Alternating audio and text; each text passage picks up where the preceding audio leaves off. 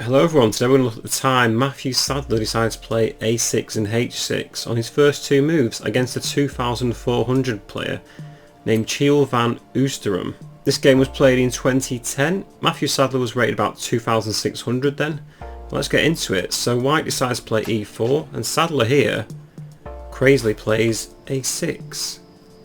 White decides to play d4 and Sadler then plays h6. So as white, you're probably thinking, what the hell is this guy doing? As white, I'd be thinking, oh my god, I'm up against such a strong player and he's playing this crazy stuff against me. It's almost embarrassing to lose. And I think this has a psychological effect on white. Because a6 and h6 aren't actually that bad of moves, they're just a bit weird. You can actually gain some good tempos if you play some correct moves here. I think white did okay though. He played bishop d3 now.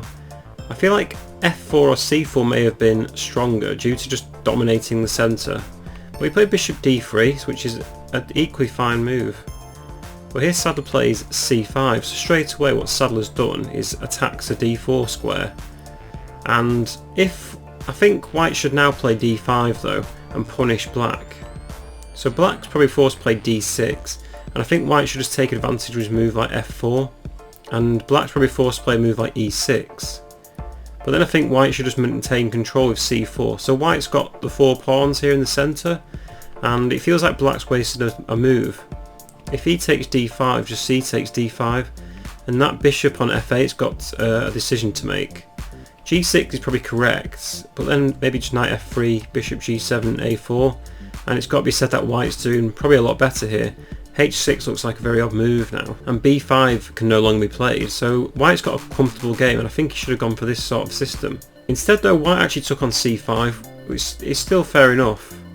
And here Sadler plays e6, so he's attacking the c5 pawn, trying to regain his pawn back. Bishop e3 to protect the pawn, and queen c7 to attack the pawn again. And here I think white played the correct move. He played b4 just to protect the pawn, and at the end of the day a pawn's a pawn, and it's just nice to have extra material.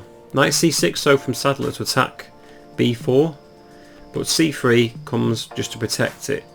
So here black admits defeat, he's given up a pawn sacrifice, plays d6, and white takes on d6, bishop takes d6, so black sacrificed the pawn for development, having played these two weird moves, a6 and h6. Knight f3 from white, and knight f6 from Sadler, developing another piece. Preparing knight g4. This is why white now plays h3. And this is why I admire this game, is because if black now just plays normal stuff like castles, he's just a pawn down, so he has to really go for this game.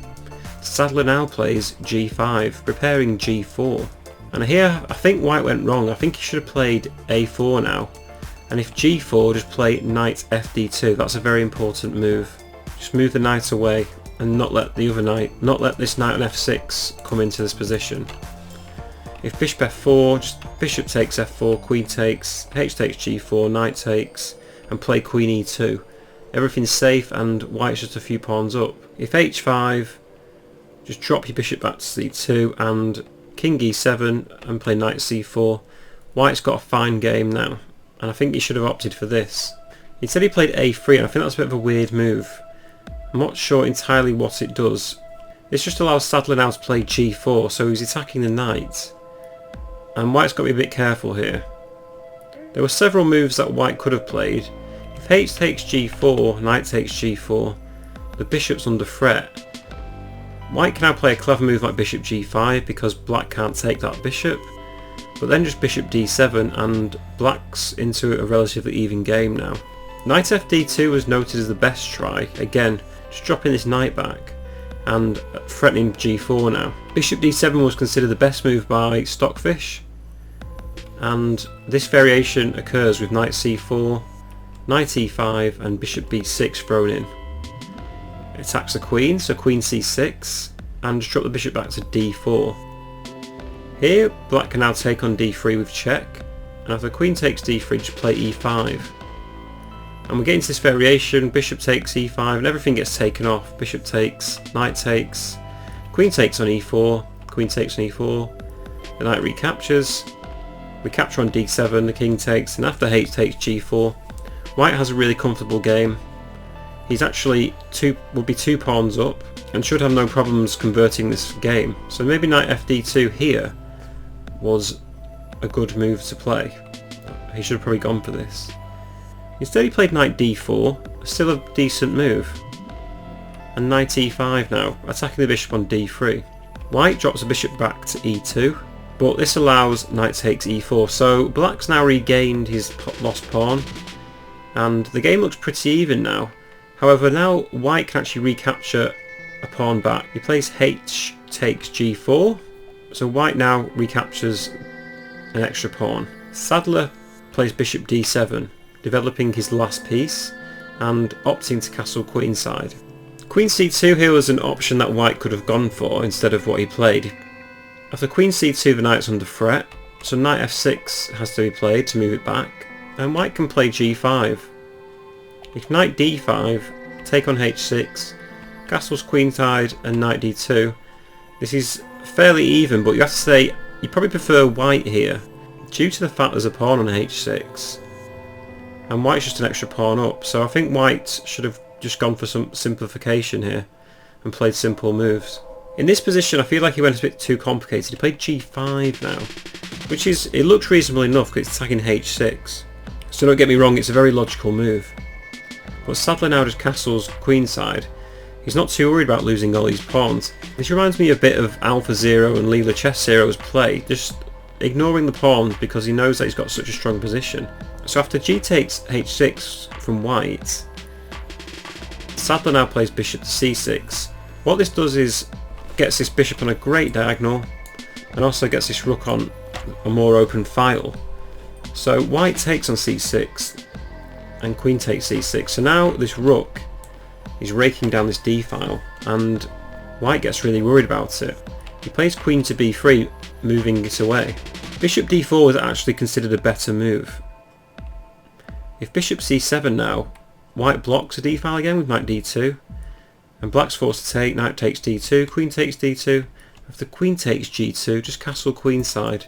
So white's given the pawn back, but the position is relatively even now. After knight to f3, queen e3. Now after knight takes d4, c takes d4, queen g6, king b2. White is actually slightly better here, and I feel like this would have been a nice game to go for. The only problem is that both players have got opposite coloured bishops, so it could end in a drawn endgame. But at the moment, white's doing slightly better. Instead though, I feel like white went a bit passive, which is understandable due to this d file being opened. He played queen b3, which actually looks like a very logical move. But now black just plays bishop c7 and opens this d file up. And it prevents maybe knight d2 because the queen can take on g2 at some point. So white's now got to be quite careful. And this is where white actually made a fatal mistake. He played a4 here, trying to attack on the queen side, but it's premature. I'll give you a chance now just to pause the video, or I'll give you 5 seconds to find the winning move here. It's actually a really clever move and it's really hard to see.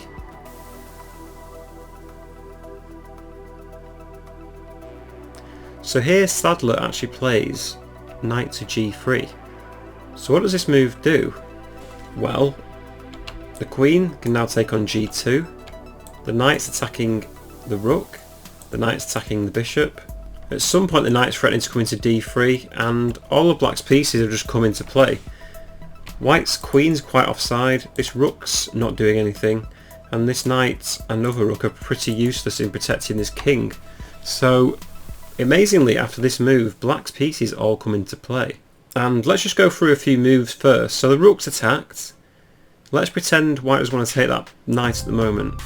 What happens if he just plays a move like knight to d2? Well, there just comes queen takes g2 and the rook's lost, so we can't do that. So what happens if we just move the rook? Let's say rook h2. That moves the rook away from the knight and protects g2. Well, now black can just play knight takes e2. After king takes e2, knight g4, and again white's in a problematic situation. The rook's attacked and g2's attacked. If a move like rook h3, queen takes g2 and the rook's attacked again. It looks as though rook f3 defends everything. But now just knight takes e3, and if rook takes e3, black can now just take on h6. So black's now got the material back, and white's king's right in the open and can't castle anymore. If white develops, just rook takes d2 in this type of position. King takes d2 and queen can capture.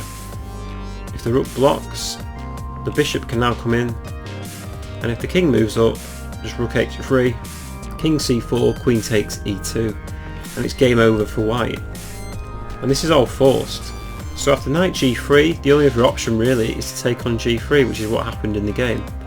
So the knight's been taken, and Sadler now just plays queen takes g2. So the rook's attacked, and there are just a lot of threats for white now. So what happens if white moves the rook to h5? Well, knight f3 check, bishop takes f3 is forced, and black can just play bishop takes g3. Bishop f2 is forced, and queen takes f2 is checkmate. So we can't play rook h5. Rook h4 would lead to a similar position.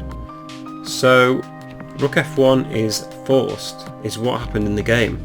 But now Sadler just plays knight to d3 check. If the king moves to, let's say, d1, maybe just knight c5 would win, and we can win the queen.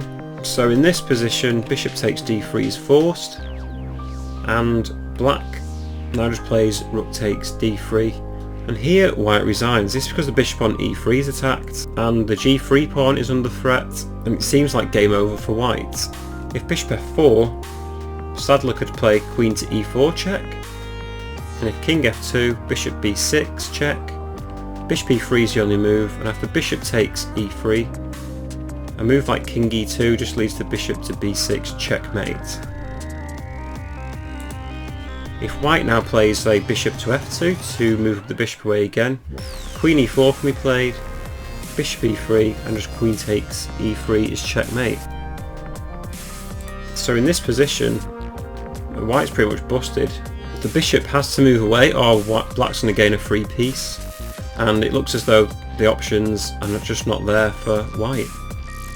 So amazingly, after knight g3 here, white's just busted, and this is just an amazing game that Sadler found this winning combination of queen takes g2 here. So ultimately Matthew Sadler just won with playing a6 and h6, and I think this must have a psychological advantage over an opponent. It's very good to play unusual openings to put your opponent on the back foot, and it seems what Sadler did here. After playing these two moves, he just played normal chess and just got an initiative by sacrificing a pawn. Agreed, white played quite passively, but this is a 2400 player losing to this opening, so this must have been quite a humble defeat. Anyway, I hope you enjoyed this video. Please like and subscribe if you did, and I'll post more chess videos in the future, and I hope you join me for them. See you soon.